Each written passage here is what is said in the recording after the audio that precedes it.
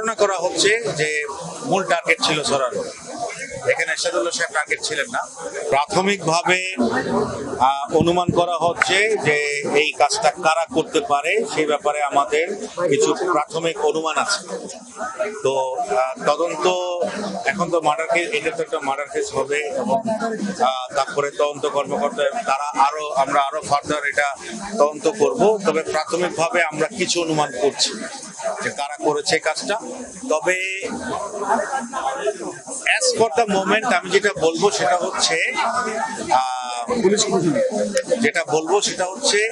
যে এরশাদুল্লাহ সাহেব আসলে এদের টার্গেট ছিলেন। এরশাদুল্লাহ সাহেব এদের টার্গেট ছিলেন না। টার্গেট যে ছিল সে মারা গিয়েছে, সরোয়ার বাবলাই টার্গেট ছিল। কারণ আমরা যেটা শুনলাম যে এর মৃত্যু নিশ্চিত করেছে তারা গুলি করে, এবং এইটা সরোয়ার বাবলার এলাকা ছিল যেখানে ঘটনাটা ঘটেছে। মসজিদে নামাজ পড়েছে সে, এরশাদুল্লাহ সাহেব ওখানে নামাজ পড়েছে। তো মসজিদ থেকে বেরোনোর পরে একটা দোকানে ঢোকার পরে ঘটনাটা ঘটছে, বাড়ি থেকে এসে এটা করছে। এটা ওই সরোয়ার বাবলার এলাকা ছিল। তো সরোয়ার বাবলার ক্রিমিনাল রেকর্ড ছিল, তারও ক্রিমিনাল হিস্ট্রি ছিল, আর যারা করেছে তাদেরও এরা প্রতিপক্ষ ছিল। তো ধারণা করা হচ্ছে যে মূল টার্গেট ছিল সরোয়ার, এখানে এরশাদুল্লাহ সাহেব টার্গেট ছিলেন না। স্ট্রে বুলেট ওনার গায়ে লেগেছে।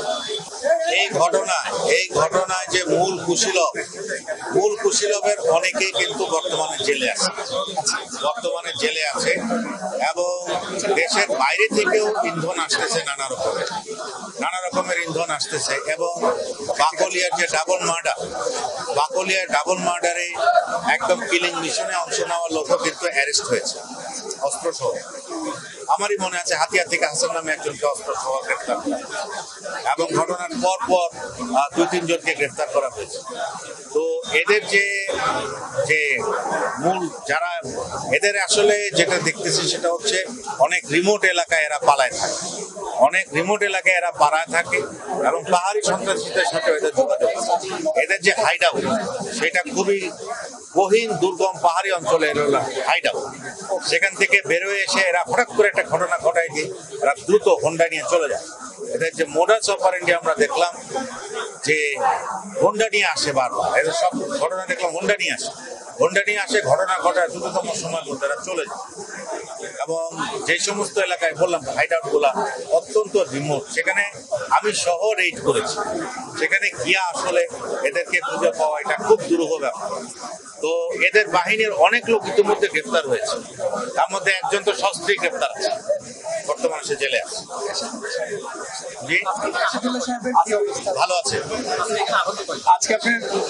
এখানে আহত একজন নিহত একজন সরোয়ার বাবলা, আর আহত একজন, আর এরশাদুল্লাহ সাহেব সব 3 জন।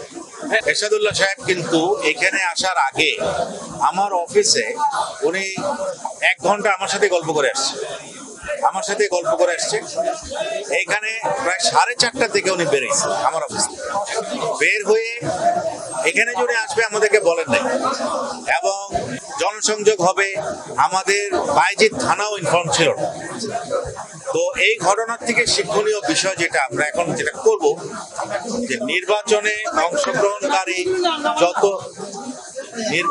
অংশগ্রহণকারী যত দল আছে, বিএনপি, জামাত, এনসিপি, অন্যান্য দল, তাদের প্রত্যেকের যে জনসংযোগ বা ইলেকশন ক্যাম্পেইন, এই সমস্ত এগুলা লোকাল থানায় এবং সিটিএসবিতে অন্তত 24 ঘন্টা আগে ইনফর্ম করতে হবে। ইনফর্ম করলে আমরা প্রার্থী এবং তাদের যে জনসভা সেগুলোর সিকিউরিটির জন্য আমরা অতিরিক্ত পুলিশ মোতায়েন করব।